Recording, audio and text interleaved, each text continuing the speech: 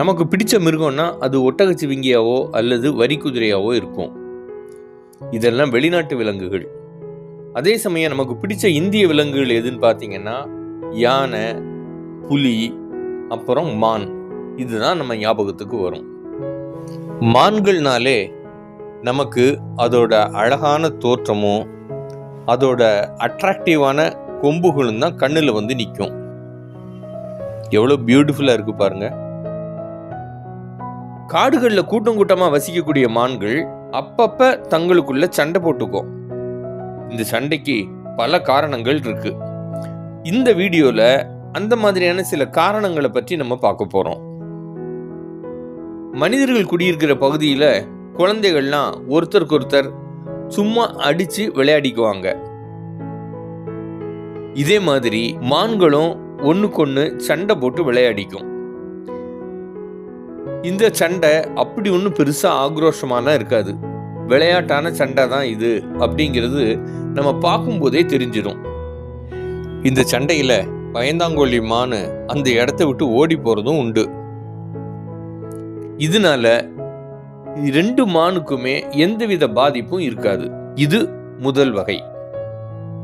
ரெண்டாவதா, மான்கள் தங்களுடைய கொம்புகளை வலுப்படுத்திக்கிறதுக்கும் கொம்புகள் அமைஞ்சிருக்கக்கூடிய தலைப்பகுதியை வலுப்படுத்திக்கிறதுக்கும் பயிற்சி சண்டையில ஈடுபடும். இது மனிதர்கள் உடற்பயிற்சி செஞ்சு தங்களுடைய தசைகளையும் எலும்புகளையும் வலுவாக்கிக்கிற மாதிரியான ஒரு செயல்தான். இந்த சண்டையிலையும் எந்த ஒரு ஆக்ரோஷமும் இருக்காது.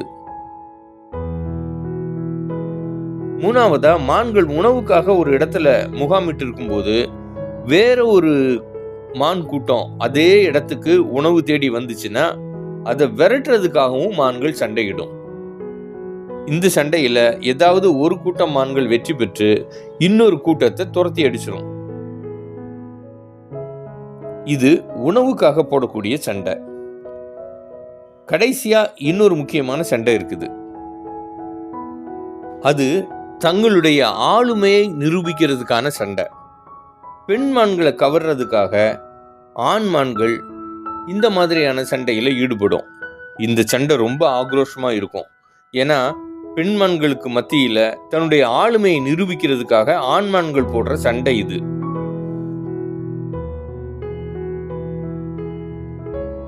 இந்த சண்டையில எதிரில் சண்டையிடக்கூடிய மானை எப்படியாவது ஜெயிச்சிடணும் அப்படிங்கிற கோபமும் வெறியும் சண்டை போடுற மான்களுக்கு இருக்கும். நிச்சயமா இந்த சண்டையில ஏதாவது ஒரு மான் இன்னொரு மானை ஜெயிச்சு தன்னுடைய ஆளுமையை நிரூபிக்கும். இந்த மாதிரியான ஆக்ரோஷ சண்டையில மான்கள் காயமடைகிறதும் அதோடைய கொம்புகள் உடைஞ்சு போறதும் உண்டு. ஏற்கனவே நாம பார்த்த ரெண்டு சண்டையை பாருங்களேன். இது எவ்வளவு விளையாட்டா, ஜாலியா, ஹாப்பியா இந்த மான்கள் சண்டை போடுது. ஆனா இந்த சண்டையை பாருங்க, எவ்வளவு ஆக்ரோஷமா இருக்கு. மான்கள் சண்டை போடுவதற்கான காரணத்துல சில காரணங்களை நாம இப்ப தெரிஞ்சுக்கிட்டோம். இந்த வீடியோ உங்களுக்கு பிடிச்சிருந்ததுன்னா லைக் பண்ணுங்க.